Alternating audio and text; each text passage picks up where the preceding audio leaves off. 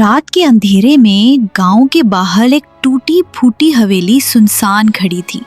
लोग कहते थे यहाँ एक अल्लाह वाले की रिहाइश थी जो करामात दिखाते थे। वो बीमारों को हाथ लगाकर शिफा देते थे, सूखे खेतों में दुआ करके बारिश बरसा देते थे। मगर एक दिन वो अचानक गायब हो गए।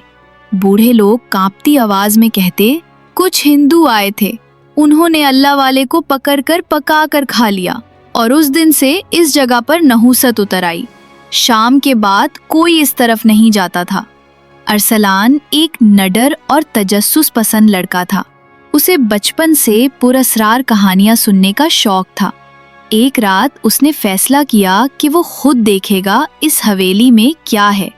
चांदनी रात थी, हवा में एक अजीब सी ठंडक थी। अरसलान के हाथ में एक लालटीन थी और जेब में कुरान शरीफ। गांव के सुनसान रास्तों से गुजरता हुआ वो हवेली के करीब पहुंचा। अंदर से सब्ज रोशनी की हल्की सी झलक नजर आ रही थी। जमीन पर पुरानी हड्डियां बिखरी हुई थीं और कोने में एक मिट्टी की हांडी रखी थी जिससे धुआं निकल रहा था।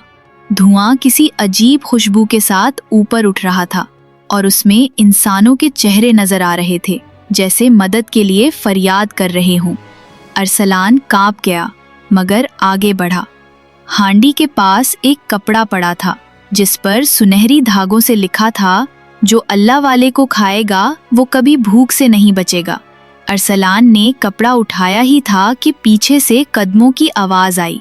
उसने मुड़कर देखा, एक लंबा हिंदू पुजारी खड़ा था, आंखों में सुर्खी, हाथ में हड्डियों की माला। उसकी आवाज में गुरूर और दुख का मिला जला रंग था। वो बोला, तुम भी इस राज को जानने आए हो? सुन लो, हमने इस अल्लाह वाले को मारा क्योंकि वो हमारे देवताओं को झूठा कहता था। लोग उसके पास आने लगे थे, उसकी दुआ से बारिश होती थी, भूख मिटती थी। हमें डर था कि सब हमारे मजहब को छोड़ देंगे, इसलिए हमने उसे पका कर खा लिया। लेकिन उसके बाद हम पर एक ऐसी भूख मुसल्लत हो गई जो कभी खत्म नहीं होती। इतने में जमीन हिलने लगी, धुएं की मिकदार बढ़ गई। कमरे के अंदर से एक नूरानी पैकर नमूदार हुआ, सुर्ख और सब्ज लिबास, सुनहरी इमामा, हाथ में असा। अरसलान ने पहचान लिया, ये हजरत लाल शहबाज कलंदर थे। उनकी आवाज गूंजी, तुमने मेरे मुरीद खास को दुनिया से छीन लिया, अब कयामत तक तुम भूख की आग में जलते रहोगे। पुजारी के चेहरे पर खौफ छा गया। धुआं एक बगोले की तरह उठा और पुजारी को अपने अंदर ले गया। चीखों की गूंज हवेली की दीवारों से टकराकर दूर तक फैल गई। फिर सब कुछ खामोश हो गया। अरसलान के हाथ में वो कपड़ा अब भी मौजूद था। जब उसने आंख खोली तो वो गांव के किनारे खड़ा था।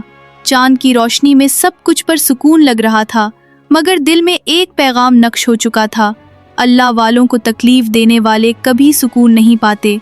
उसने ये किस्सा सबको सुनाया। अगले दिन लोग हवेली के पास गए तो वहाँ कुछ भी ना था, सिर्फ एक खुशबू और एक पुराना चिराग जल रहा था।